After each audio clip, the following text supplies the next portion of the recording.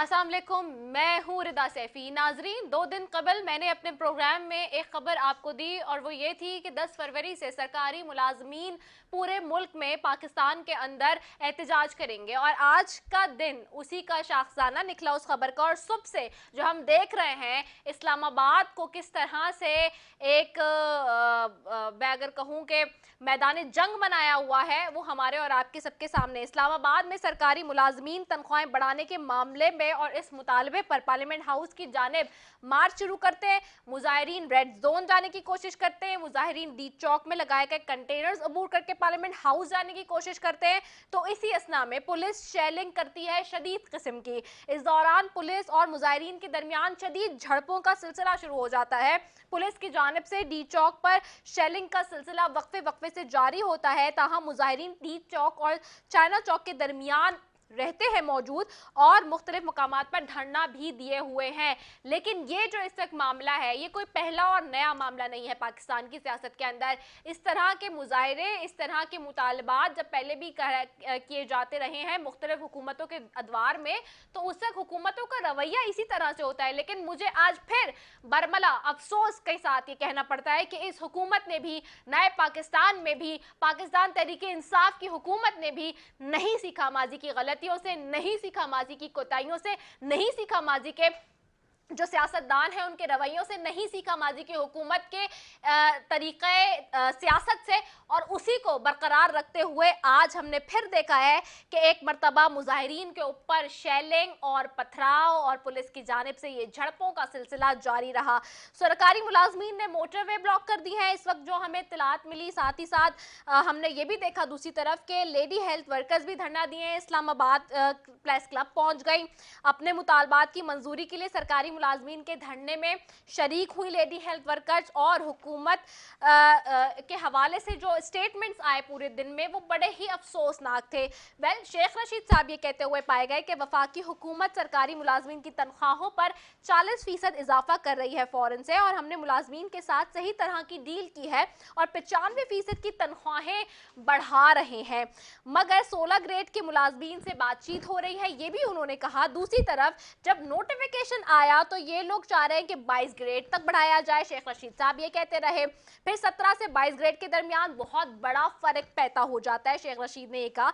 Opposition ने मुजाहरा करने वाले सरकारी मुलाजमीन की गिरफ्तारियों की मजम्मत की, साथ ही अपोजिशन ने यह भी कहा कि जी इस तरह के ओछे हथकंडे, मरियम नवाज साहिबा ने ट्वीट किया कि सरकारी मुलाजमीन पर तशद्दुद और गिरफ्तारियां जाली हुकूमत के ओछे हथकंडे। मुजाहिरीन के साथ शाना बशाना खड़े मौलाना फजल रहमान ने भी कहा, नवाज शरीफ साहब ने भी एक ट्वीट किया और उसमें भी उन्होंने कहा कि ये सिलेक्टेड हुकूमत ने आज हद कर दी है कि गरीब आवाम के पास ना तो रोटी है खाने के लिए, पेट्रोल महंगा कर दिया है, बिजली का फी यूनिट महंगा कर दिया, आज तो और मजीद महंगा हो गया। और उसके बाद ये एक मोमेंटम बन चुका है जी, जो कि हमारे आपके सबके सामने है ये। लेकिन पहले ही मैंने 2 दिन पहले बता दिया था, अगर हुकूमत को तौफीक होती, अगर हुकूमत को जरा सा भी ख्याल होता, तर्ज हुकूमत का ख्याल होता, जरा एहसास होता, तो शायद इस खबर पे पहले ही नजरसानी करके उनसे जो सरकारी मुलाजमीन है उनसे कोई ना कोई मुज़ाकरात कर लिए जाते। लेकिन 2 दिन हो गए इस खबर को दिए हुए अपने प्रोग्राम के अंदर, और आज ये मामला यहाँ से शुरू हो गया इस्लामाबाद से। लेकिन हुकूमत को ये तर्ज सियासत समझ नहीं आया और जिस तरह का काम उन्होंने किया, इसके ऊपर मैं तो आफरीनी कहूंगी कि जो हुआ है। लेकिन शिबली फराज साहब जो कि इंफॉर्मेशन मिनिस्टर हैं, he should has to revise his statement as well. उनको सोच समझ के अपना स्टेटमेंट देना चाहिए था, और उन्होंने जिस तरह के स्टेटमेंट्स दिए हैं उससे भी बहुत ही ज़्यादा डिसअपॉइंटमेंट होती है। सो मैंने जैसे कि कहा अपने शुरू में भी कि माजी की हुकूमतों से, माजी की गलतियों से, माजी की कोताहियों से कुछ नहीं सीखा इस नए पाकिस्तान में भी इस हुकूमत ने। ये बड़ा अनफॉर्चुनेट है। वेल, इस पर मैं बात करूंगी। दूसरी तरफ जी सेनेट इंतखाबात का मामला है, अटॉर्नी जनरल और चीफ जस्टिस के दरमियान जो मुकालमा हुआ उसके ऊपर बात करेंगे साथ हम, और वजीर आजम साहब ने भी आज गुफ्तगू की है उसके ऊपर भी बात करेंगे। Well, I have to go for the short commercial break, will be right back after it.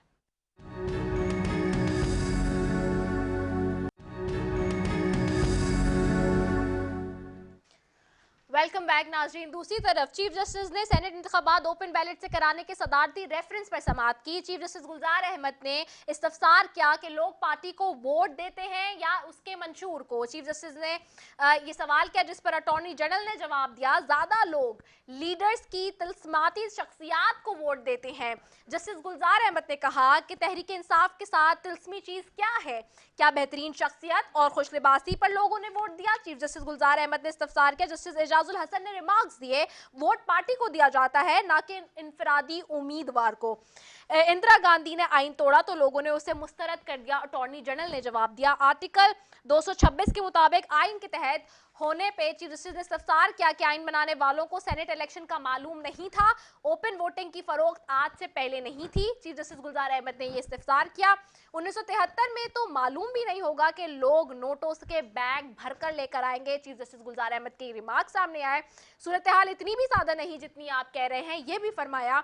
सदारती reference में सुप्रीम कोर्ट के अटॉर्नी जनरल को कल अपने दलाइल मुकम्मल करने की हिदायत, और उसके बाद चीफ जस्टिस इस पे जो है फैसला सुनाएंगे इस सारे मामले पे। सेनेट इंतखाबात और ओपन बैलेट कराने के रेफरेंस, सदारती रेफरेंस पर आज ये मुकालमा हुआ। वेल, मैं इस पे भी बात करूंगी। मैं अपने मेहमानों की तरफ बढ़ती हूँ। इस वक्त मुझे ज्वाइन कर चुके हैं, जिस स्टूडियो में मौजूद है अकरम चीमा साहब, MNA पाकिस्तान तहरीक इंसाफ के, आपको खुशामदीद कह रही हूँ। Thank you so very much for joining us. साथ बैठे अब्दुल बारी पताफी साहब है, सूबाई वजीर सिंध हैं, आपको खुशामदीद कह रही हूँ। Thank you so very much for joining us. साथ हमें ज्वाइन करेंगे स्काइप पे कैसर अहमद शेख साहब है, MNA है मुस्लिम लीग नून के, आपको भी खुशामदीद कहती हूँ कैसर अहमद शेख साहब। Thank you so very much for joining us. मैं सबसे पहले अकरम चीमा साहब आपकी तरफ जाऊंगी। ये क्या हो गया आज, ये अखाड़ खाना क्यों बना हुआ था इस्लामाबाद? मैंने अपने प्रोग्राम में 2 रोज पहले बता दिया था कि ये होने जा रहा है, और बहुत सारे लोग इस पर बात कर रहे थे। हुकूमत को क्यों नजर नहीं आया कि मुज़ाकरात करने पहले से चाहिए थे? बिस्मिल्लाहिर्रहमानिर्रहीम।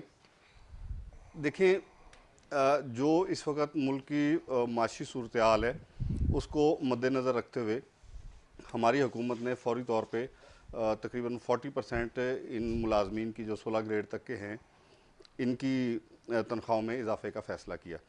लेकिन इस प्रोटेस्ट को भी पॉलिटिसाइज़ किया जा रहा है और हुकूमत को नाजायज़ तौर पे नाजायज़ मुतालबे, जो कि देखें ये जो क्लर्क एसोसिएशन है इनका मैंडेट ही 1 to 16 ग्रेड तक है।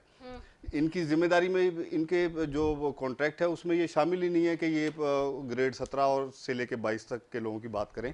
उनके लिए उनकी ऑफिसर एसोसिएशन है, उसके साथ बात हो सकती है। तो देखें, हर बंदे को चाहिए कि वो अपनी डोमेन में रह के अपने लोगों के मसाइल के लिए बात करे।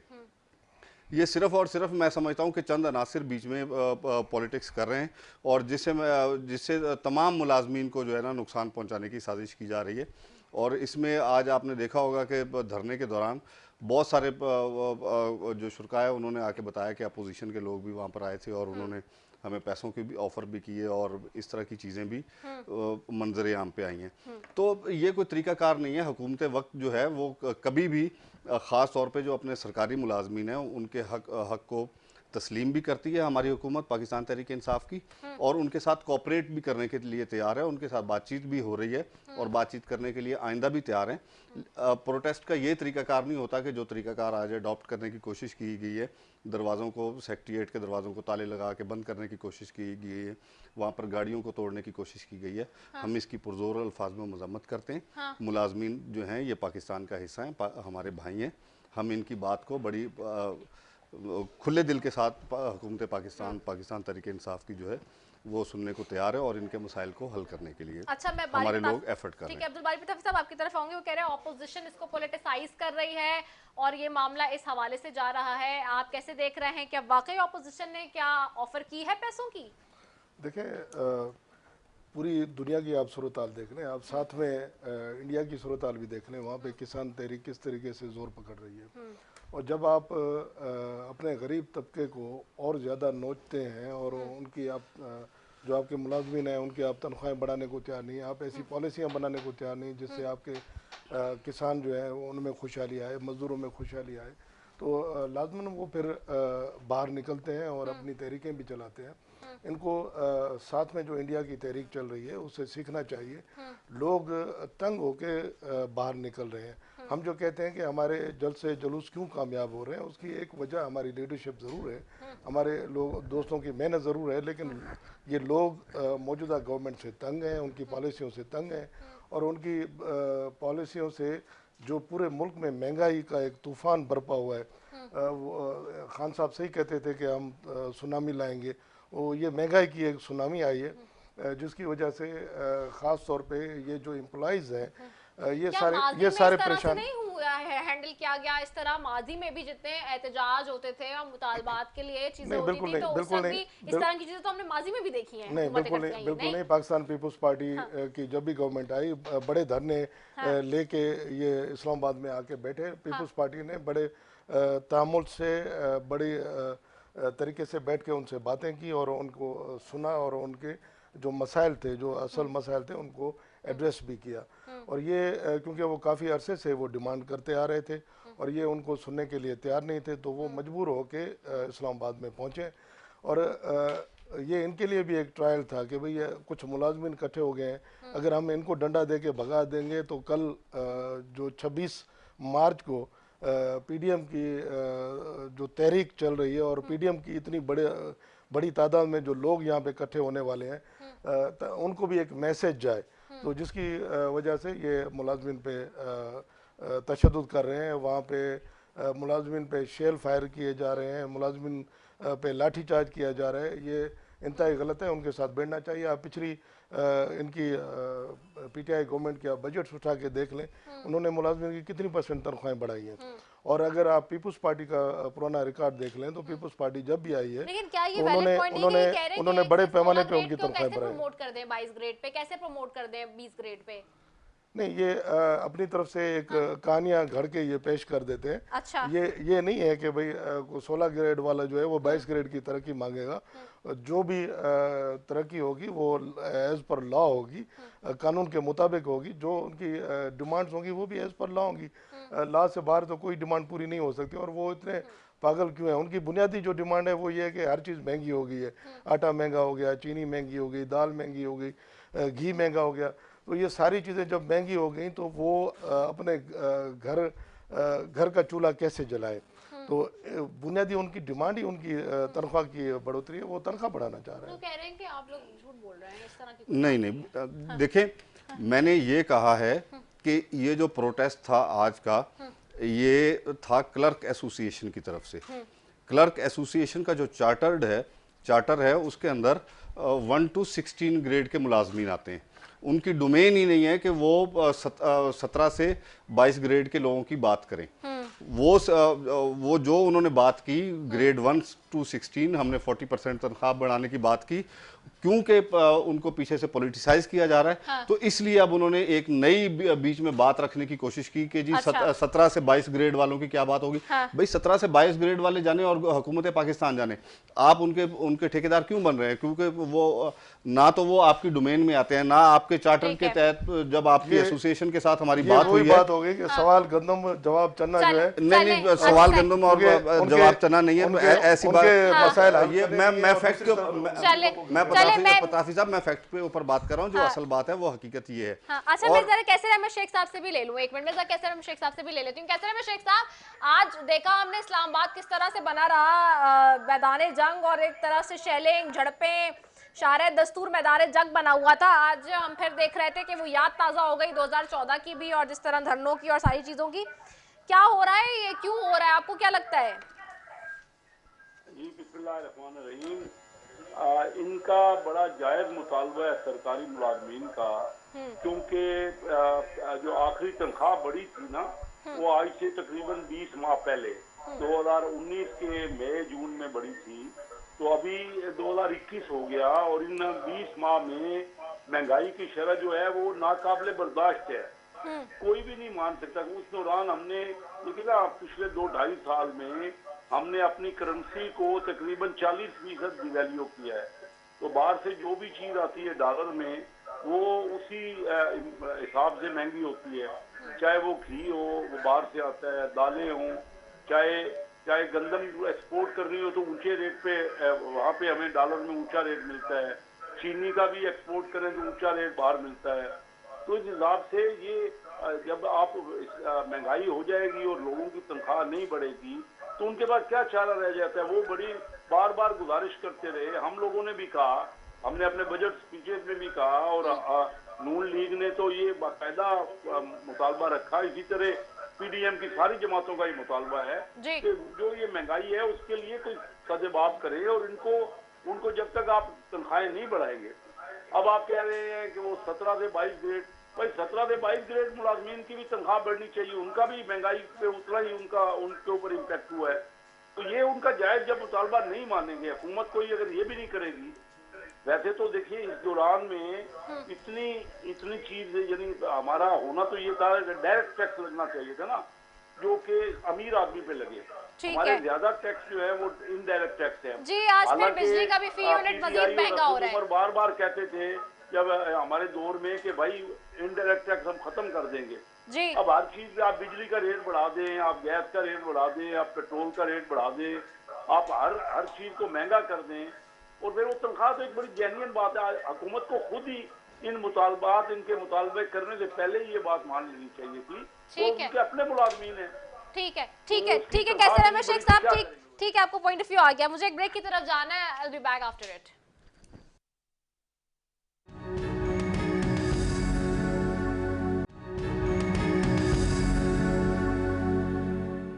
वेलकम बैक नाजरीन, और हम गुफ्तगू कर रहे थे इस्लामाबाद में मुजाहिरीन के हवाले से रेड जोन जाने की कोशिश और पुलिस की जानिब से शदीद शेलिंग का जो मामला हुआ है। मेरे तीनों पार्टिसिपेंट मेरे साथ यहाँ मौजूद है। अकरम चीमा साहब, मैं आपकी तरफ आऊँगी। आप जिस तरह से कह रहे हैं वो अभी उन्होंने भी कहा, कैसर अहमद शेख साहब फरमा रहे थे कि जी 2020 मई से लेकर अब तक उनकी तनख्वाहें नहीं बढ़ी, जिसकी वजह से ये तनख्वाहों का मामला है। तो अब इनको बढ़ा देनी चाहिए थी, क्यों ये इस तरह से कर रहे हैं? देखिए, मैंने आपको क्लियर बताया कि तनख्वाहों का मामला तो हल हो चुका। शेख रशीद साहब का बयान रिकॉर्ड के ऊपर मौजूद है कि ग्रेड 1 to 16 हमने 40% तनख्वाहें बढ़ाने का ऐलान किया है, और फौरी तौर पे नोटिफिकेशन भी हम उसका जारी करने पे तैयार हैं। ये सिर्फ और सिर्फ बीच में चंद अनासिर हैं जो कि मुलाजमीन को इस्तेमाल करके पोलिटिसाइज करने की कोशिश कर रहे हैं इस इवेंट को, जो कि मैं समझता हूँ कि नहीं होना चाहिए। कानून सबके लिए बराबर है, कानून अपना रास्ता बनाएगा। अगर कोई भी बंदा कानून से मावरा कोई भी हरकत करने की कोशिश करेगा। जी बारी बताफी साहब। देखें, ये इस्लामाबाद में जो जंग का मैदान बना हुआ है इस्लामाबाद, मैं फिर कहूँगा कि जब इन्होंने एक सुनामी लाई है महंगाई की, तो सारे लोग पिस रहे हैं, उनके चूल्हे नहीं जल रहे, वो मजबूर होके रोडों पे आए हैं। अगर इन्होंने पहले से ही मसले हल कर लिए थे तो उनको रोडों पे आने की कोई ज़रूरत ही नहीं थी। वो इस्लामाबाद के रोड्स पे आ गए हैं, उनके साथ बैठ के इनको बात करनी चाहिए। और जिस तरह इससे पहले इन्होंने कोई भी प्रॉब्लम जो है वो बैठ के सेटल नहीं किया और उसको हमेशा हवा दी है और ज़्यादा ख़राब हुआ है, तो इन्होंने ये तनख्वाहों के मसले को भी इन्होंने इसी तरह डील किया है। और ये हमेशा एक नॉन सीरियस गवर्नमेंट है और इनका एटीट्यूड नॉन सीरियस होता है, तो ये उस वजह से हर मसले को ये इस तरह हवा दे के उसको और ज़्यादा ख़राब कर देते हैं। जब मसाइल ख़राब हो जाते हैं तो फिर ये दूसरों पे इल्ज़ाम धरने की कोशिश करते हैं। वो अपने रोज़ी रोटी के लिए परेशान है, वो अपनी तनख्वाहों के लिए परेशान है, वो आए हुए हैं। जहाँ तक बात है कि जो 17 ग्रेड से ऊपर के ऑफिसर हैं तो उनके लिए ये क्यों बात रख रहे हैं? देखें, ऑफिसर तो सारे ऑफिसर हैं, जो 17 ग्रेड से ऊपर के ऑफिसर हैं तनख्वाहें उनकी भी बढ़नी चाहिए। हाँ, ये ज़रूर होता है कि आप जो छोटे मुलाजमीन हैं उनकी तनख्वाहें कुछ ज़्यादा % बढ़ा देते हैं, बड़े मुलाजमीन की तनख्वाहें कुछ कम % आप बढ़ाते हैं। तो इस हवाले से तनख्वाहें तो सबकी बढ़नी चाहिए। अगर कोई भी मुलाजिम तनख्वाहों के लिए डिमांड करता है तो उस पर लाठीचार्ज की जाए, उसको ज़दोकोब किया जाए, फिर उस पर शेलिंग की जाए और पूरे इस्लामाबाद को आप वो जंग का माहौल बना दें पूरे इस्लामाबाद में। और वज़ीर आज़म साहब खुद बैठ के कह रहे हैं कि भाई इन्फ्लेशन रेट बहुत हाई हो गया है, 25% तक इन्फ्लेशन चली गई है। जब वो खुद इस चीज़ का इकरार कर रहे हैं तो फिर उनको ये भी रियलाइज़ करना चाहिए कि ये उनकी जो पुरानी तनख्वाहें थी 2 साल पहले की, उस पर इनका गुजारा नहीं हो सकता। जब वज़ीर आज़म साहब का खुद का गुजारा नहीं हो सकता, वो कहते हैं कि मेरी मौजूदा तनख्वाह में मेरा गुजारा नहीं हो सकता, वो खुद अपनी तनख्वाह बढ़ा लेते हैं, तो फिर मेरे ख्याल में ये जो छोटे मुलाजिम हैं इन पे भी रहम करना चाहिए। ठीक है, कैसे रमेश शेख साहब वो कह रहे हैं कि हमने हुकूमती नुमाइंदे अकरम चीमा साहब कह रहे हैं कि हम कर तो रहे हैं एड्रेस, अगर चीज़ों को एड्रेस कर रहे हैं तो फिर इस तरह से नहीं होना चाहिए था, सरकारी मुलाजमीन को भी ये तरीक़ेकार इख्तियार नहीं करना चाहिए था, ये अपनाना नहीं चाहिए था। और बात जिस तरह से वो कह रहे हैं कि 40% बढ़ाने का नोटिफिकेशन भी निकाल दिया, इससे ज़्यादा और क्या कर सकते हैं? जी, जैसे चीमा साहब कह रहे हैं, लेकिन ये खुद मान रहे हैं। हाँ। पिछले बजट में भी हमने कई बार कहा कि सबसे पहले हर मुकर्रर ने जो तकनीक की बजट में कि अपने मुलाजमीन की तनख्वाहें बढ़ाएं। अब जब महंगाई इतनी ज्यादा होगी, आप सोचिए कि क्या करेंगे फिर वो अंडर द टेबल काम होगा, तो इन्होंने मौका ही नहीं दिया। और जब इतने अरसे से कह रहे हैं, ये 1.5 साल पौने 2 साल हो गए तनख्वाहें नहीं बढ़ी, तो जब पहले बातचीत से नहीं बढ़ाएंगे तो और क्या उनके पास हल रह गया। तो बहुत दिनों से डिमांड कर रहे हैं कि गवर्नमेंट को चाहिए फौरी तौर पे उनके तनख्वाहें बढ़ाएं। और ये तो हमारे अपने मुलाजमीन, हुकूमत का ये काम ही रुका रहेगा। अगर दफ्तरों में काम रुका रहेगा, फाइलें आगे चलेंगी नहीं, तो सारे का सारा निजाम दरम बरम हो जाएगा। तो लाजमी तौर पे बहुत ज्यादा जरूरत है। और फिर 17 से 22 ग्रेड वालों ने, वो भी एक सीनियर ऑफिसर हैं, और वो बहुत ज्यादा रिस्पॉन्सिबिलिटी है उन पर, बहुत जिम्मेदारी है, मुल्क के चलाने की जिम्मेदारी है। तो उनकी तनख्वाहें क्यों नहीं बढ़ा रहे? फिर नया इन्होंने पेंडोरा बॉक्स खोल दिया। सबकी तनख्वाहें बढ़नी चाहिए, चाहे कोई छोटा मुलाजिम है या बड़ा मुलाजिम है। ये ठीक है कि छोटे मुलाजमीन की परसेंटेज ज्यादा बढ़नी चाहिए, और बड़े जो ग्रेड के लोग हैं, ऑफिसर हैं, उनकी तनख्वाह का परसेंटेज कम बढ़ेगा। लेकिन ये इसी तरह सूबाई तमाम मुलाजमीन है। तो जब आप देखिए सोने का भाव क्या था आज से पौने 2 साल पहले जब तनख्वाहें मुकर्रर हुई थी, और आज कितने % सोना बढ़ गया है? तकरीबन 40% या 50% तो सोने का रेट बढ़ गया है। अब आप क्या करें? किससे? एक वक्त था कि डॉक्टर महबूब हक साहब ने एक इंडेक्स बनाया था कि ऑटोमेटिक तनख्वाहें बढ़नी चाहिए। उन्होंने अपने बजट में कहा कि जितनी भी महंगाई हो, ऑटोमेटिक आप तनख्वाहें बढ़ाएं मुलाजमीन की। ना हमारे फौज के मुलाजमीन की बढ़ रहे हैं, फौज के भी जितने लोग हैं। अब देखिए इंडिया का बजट इस वक्त डिफेंस बजट $71 अरब है हमारा, और वो 65 अरब $65 से बढ़ गया। हमारा वही $10 अरब पहले भी था 2 साल 2.5 साल पहले, और आज भी $10 अरब है। अब जब डॉलर, हर चीज बाहर से उनकी महंगी मिलती है, इक्विपमेंट महंगा आता है, तो हर चीज तो आप मुलाजमीन की तनख्वाहें नहीं बढ़ा रहे, तो ये बहुत बड़ा जुल्म है। और मैं समझता हूँ कि लाजमी तौर पे, बाकी हम सब लोग पेट पे पत्थर बांधे, मुलाजमीन की तनख्वाह बढ़नी चाहिए। आप इनडायरेक्ट टैक्स लगा रहे हैं, सारे टैक्स इनडायरेक्ट लगा रहे हैं। पेट्रोलियम लेवी से आपने डबल ले लिया, आपका जो रेवेन्यू मिला है ना, ये पिछले साल के 6 महीने में 137 अरब था, अभी 275 अरब ले लिया आपने। पेट्रोल, आप तो कहते थे नहीं जी लेवी नहीं बढ़ाएं। पेट्रोल की कीमत कितनी कम थी जब एहतजाज कर रहे थे इमरान खान की हुकूमत। तो अब ये तनख्वाहें जो है ना मुलाजमीन की लाजमी बढ़नी चाहिए, और इसमें कोई लेतो लाल नहीं होना चाहिए, कोई किसी किस्म की और फर्दर इसमें टाइम नहीं मिल सकता। और नहीं तो किस तरह काम होगा? काम कोई भी नहीं करेगा।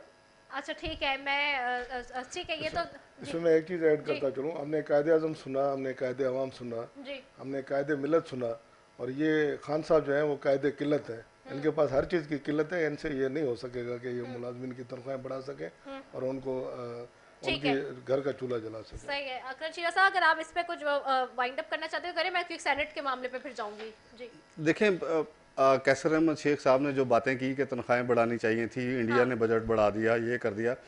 भाई आप जो मईशत पाकिस्तान तहरीक इंसाफ की हुकूमत के लिए छोड़ के गए हैं, आपकी जितनी टैक्स कलेक्शन है उसका 60% से ज़्यादा तो आपके लिए गए कर्ज़ों के सूद के अंदर चला जाता है। फिर दूसरा, आपने जो IDPs के साथ जो मुआहदे किए हैं वो तो सारी पेमेंट उधर चली जाती है। चारों तरफ से तो आपने हमारी मईशत को गिरवी रख दिया है, और अब आप मुलाजमीन के हक में टसवे बहाने की कोशिश कर रहे हैं। देखिए इस तरह नहीं है।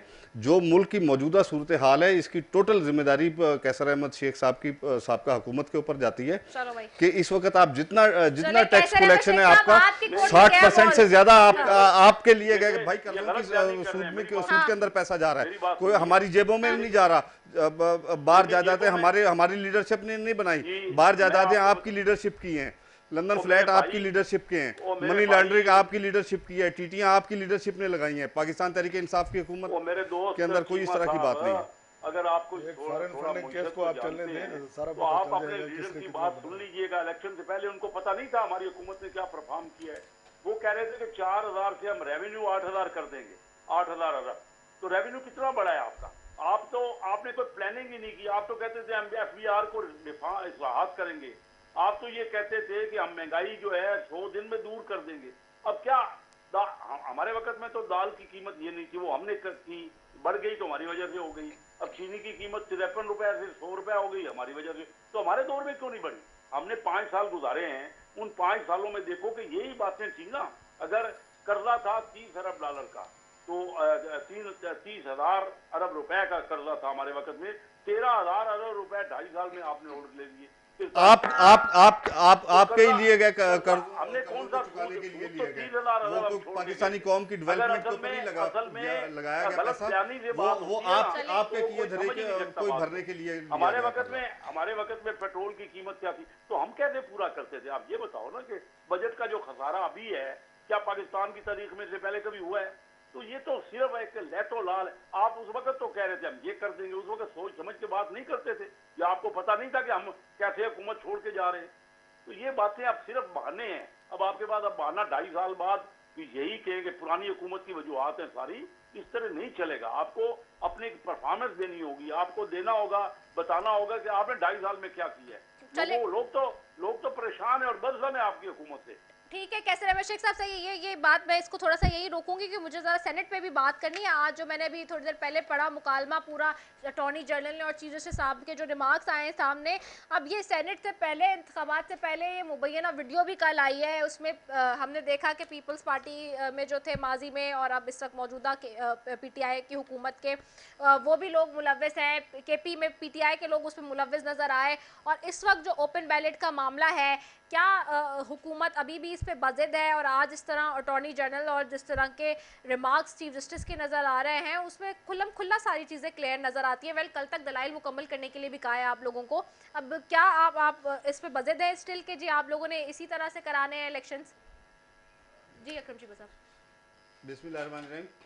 देखिए, हमने तो जो भी कदम उठाया है सियासी निज़ाम की शफाफियत के लिए उठाया है हमारा। और जबकि मैं समझता हूँ कि जिस चीज़ को अपोजिशन इस वक्त पॉलिटिसाइज करने की कोशिश कर रही है, वो तो जो मोहतरमा बेनज़ीर भुट्टो और नवाज शरीफ के दरमियान जो चार्टर ऑफ डेमोक्रेसी हुआ था, उसके अंदर ये की पॉइंट था कि सेनेट का इलेक्शन ओपन बैलेट के ज़रिए करवाया जाएगा, ताकि ये सियासत से ये पैसे की सियासत जो है ये ख़त्म हो, पैसे की इन्वॉल्वमेंट ख़त्म हो। तो अब मैं इन अपोजिशन से ये पूछता हूँ, हाथ जोड़ के इनसे, कैसर अहमद शेख साहब आपसे भी पूछता हूँ, पताफी साहब आपसे भी पूछता हूँ, आप बताएं कि इसमें आपको क्या मज़ायका है, आपको इसमें वो कौन सी टेंशन है? देखिए, हुकूमत वक्त तो अगर चाहे तो वो तो हम तो बेनिफिशरी हो सकते हैं इस चीज़ के, इस सिस्टम के, इस निज़ाम के। आखिर किसी न किसी हुकूमत ने तो ये इनिशिएटिव लेना है, इस गंद को ख़त्म करना है। वीडियोस आपके सामने आ चुकी है, नोटों के ढेर वसूल करते हुए आपके सामने आ आज तो चुके हैं। वजीर आजम साहब कह रहे हैं मामला 40 करोड़ से 80 करोड़ की ऑफर तक पहुंच चुका है। बलूचिस्तान की एक सेनेट की सीट की वोट की कीमत 50 से 70 करोड़ बता रहे हैं। जी बिल्कुल बिल्कुल बिल्कुल जाहिर बात है कि 13 साल से पूरे सूबा सिंध के अंदर लूट मार जारी है। वो पैसा आखिर तो इसी चीज़ को अपनी सियासत को मजबूत करने के लिए खर्च करना है। अच्छा, वज़ीर आज़म साहब ने ये दावा भी किया था कि मैंने ये वीडियो देखी, तो उनको क्या पता नहीं था कि इसमें कौन है? देखिए, मैं तो समझता हूँ कि ये वीडियो आने के बाद जो लोग सेनेटर मुंतखब हुए हैं, उन लोगों के वोटों से, जिन को उन्होंने वोट दिया है, मैं कहता हूँ उनको भी डीसीट करना चाहिए और सारे का सारा पैसा उनसे जो अभी तक की तनख्वाहें ली गई हैं वो सबका सब प्राइम मिनिस्टर को पता था जब, तो उन्होंने क्यों नहीं उस वक्त स्टेप लिया? नहीं, देखिए मेरी बात सुने, सबूत अगर ये वीडियो हमारे पास होती ना, मैं दावा क्या था कि मैंने देखी है वीडियो। नहीं, देखिए, ये वीडियो पहली दफा मंजर आम पे आई है। अगर ये वीडियो हमारी गवर्नमेंट के पास अगर पहले से मौजूद होती, तो आप यकीन करें कि इसके ऊपर आज से तकरीबन उसी दिन से इसके ऊपर एक्शन हो जाना था जिस दिन से ये चीजें रोनुमा हुई थी। और इतना बड़ा सबूत अब सामने आ चुका है। तो मैं समझता हूँ कि अब सेनेट का वो जो इलेक्शन हुआ था, जो जिन सीटों के ऊपर और जिन लोगों को उन लोगों ने वोट दिए थे पैसे लेके, जो नोटों की गड्डियां सामने रख के गिनते हुए आपके सामने पाए गए हैं, मैं समझता हूँ कि उनको भी डिसीट करना चाहिए और उन सीटों के ऊपर भी दोबारा इलेक्शन अच्छा पितावी साहब, पैसे जिन्होंने दिए लिए जीता कौन था उसमें? और वो जो लोग हैं वो तो पहले आपकी पार्टी में थे ना, पीपल्स पार्टी में। मैं एक चीज़ आपको यहाँ पे हाँ। बताता चलूँ कि सबसे पहले तो ये बात होती है कि भाई ये एक शिक है, इसमें हम अमेंडमेंट चाहते हैं।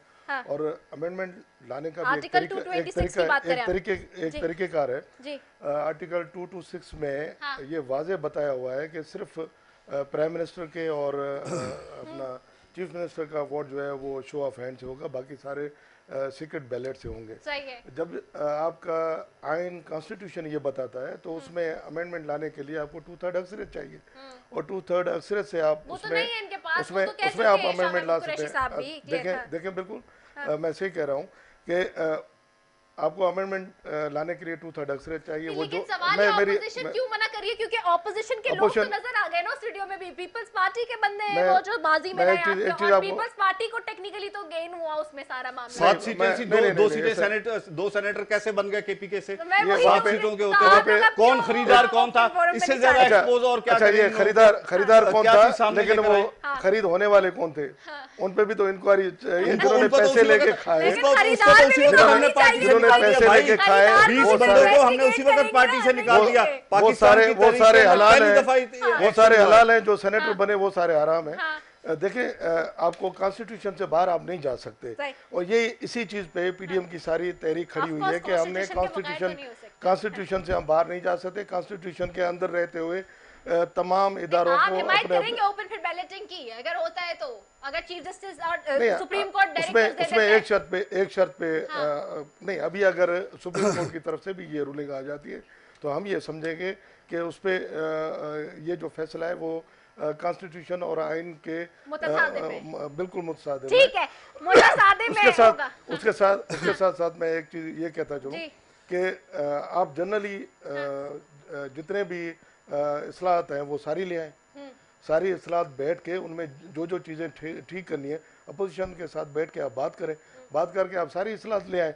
जो आपको चीज़ सूट करती है, जिस मौके पे सूट करती है, वो चीज़ आप निकाल के ले आते हैं। और आप कहते हैं कि अब इस वीडियो आने का मकसद क्या है? ये वीडियो आने का मकसद यही है कि ये लोगों में तासुर दे सके कि खरीदो फरोख्त हो रही है। और दूसरी चीज़ प्राइम मिनिस्टर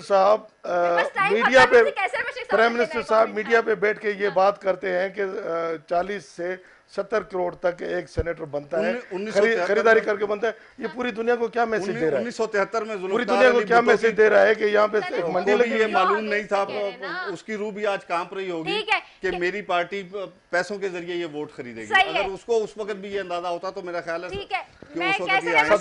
सबसे पहले तो पीटीआई काम होती है कि उसके वोटर निकल जाए। ओपन बैलेटिंग से होना चाहिए, नहीं अब तो वाज़े सामने आ गई सारी चीजें जी। देखिए ये हमारे कॉन्स्टिट्यूशन का जैसे पहले क्लियर किया गया, हमारे कॉन्स्टिट्यूशन का स्पिरिट ही नहीं है, सीक्रेट बैलेट है। और जो एमपीए है वो अपनी मर्जी से जिसको चाहे, ये आइन के मुताबिक जिसको चाहे वोट दे सकता है। ठीक है, अब बात यह है कि हमारा यही यूके से हमने जो इंग्लैंड से ये प्राइम मिनिस्टर साहब बार बार मिसालें देते हैं इंग्लैंड की, और जो इंग्लैंड में सिस्टम है उनके यहाँ भी यही पार्लियामेंट्री सिस्टम नॉर्म्स हमने सारी उनसे लिए हैं, उनमें भी सीक्रेट बैलेटिंग है। अब मुझे ये बता दीजिए, ये कहते हैं कि एमपीए जो पैसे लेंगे, लिए भी होंगे, ये जो इनके पास आई है तो वीडियो, ये पहले अभी 1-2-3 दिन पहले जब स्केड्यूल आने वाला है तब निकल आई, वो 3 साल से पुरानी बात है। उस वक्त प्राइम मिनिस्टर साहब ने खुद कहा था कि हमारे पास वीडियो है, हम जी मैं वही कह रही थी। हाँ। ये सारी बदनीयती है। अच्छा चल, ये ऑनरेबल सुप्रीम कोर्ट के पास है, ठीक है, हम समझते हैं कि वो आई सही है, सारी बदनीयती है और सुप्रीम कोर्ट के पास है, वो कह रहे हैं। ठीक है जी, बहुत शुक्रिया कैसर अहमद शेख साहब आपका, अकरम चीमा साहब आपका, अब्दुल बारी पिताफी साहब आपका, तीनों मौजूद मेहमानों का बेहद शुक्रिया। वक्त मेरे पास कम है जी नाजरीन, इसी के साथ अपनी मेजबान पाकिस्तान जिंदाबाद।